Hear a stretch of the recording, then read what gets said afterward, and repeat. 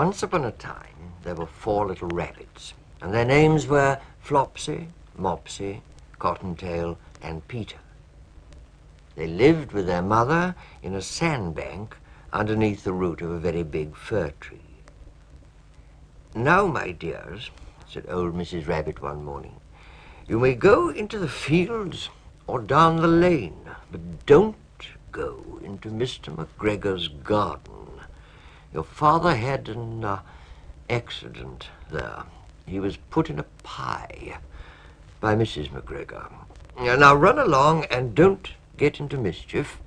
I'm going out." Then old Mrs. Rabbit took a basket and her umbrella and went through the wood to the baker's. She bought a loaf of brown bread and 5 currant buns. Flopsy, Mopsy, and Cottontail, who were good little bunnies, went down the lane to gather blackberries. But Peter, who was very naughty, ran straight away to Mr. McGregor's garden and squeezed under the gate.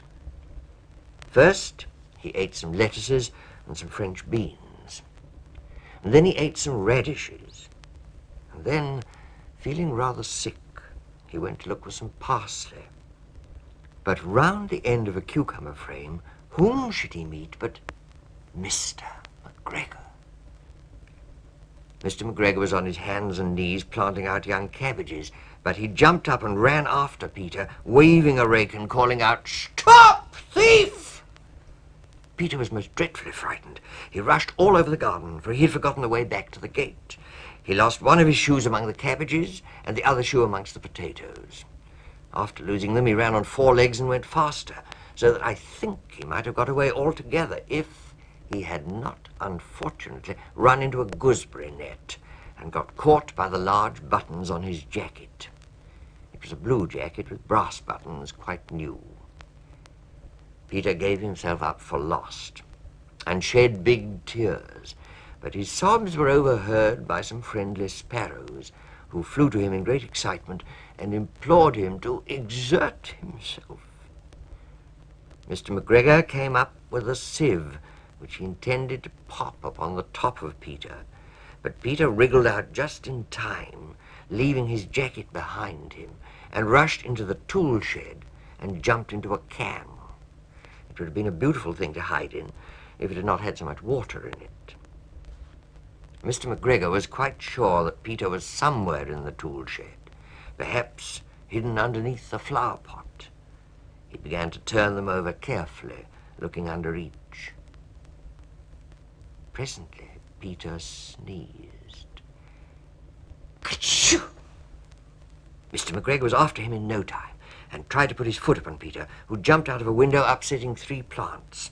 The window was too small for Mr. McGregor, and he was tired of running after Peter. He went back to his work. Peter sat down to rest.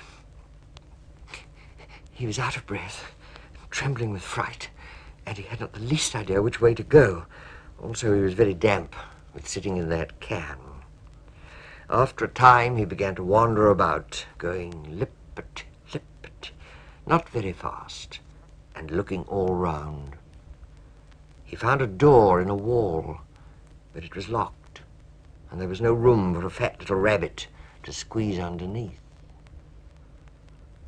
An old mouse was running in and out over the stone doorstep, carrying peas and beans to her family in the wood. Peter asked her the way to the gate, but she had such a large pea in her mouth that she could not answer. She only shook her head at him. Peter began to cry. Then he tried to find his way straight across the garden, but he became more and more puzzled. Presently he came to a pond where Mr. McGregor filled his water cans. A white cat was staring at some goldfish. She sat very, very still, but now and then the tip of her tail twitched as if it were alive. Peter thought it best to go away without speaking to her. He had heard about cats from his cousin, little Benjamin Bunny. He went back towards the tool shed, but suddenly, quite close to him, he heard the noise of a hoe. Scritch,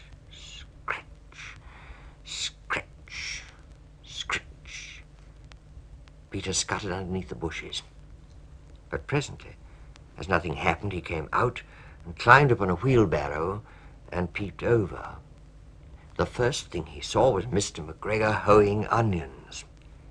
His back was turned towards Peter, and beyond him was the gate.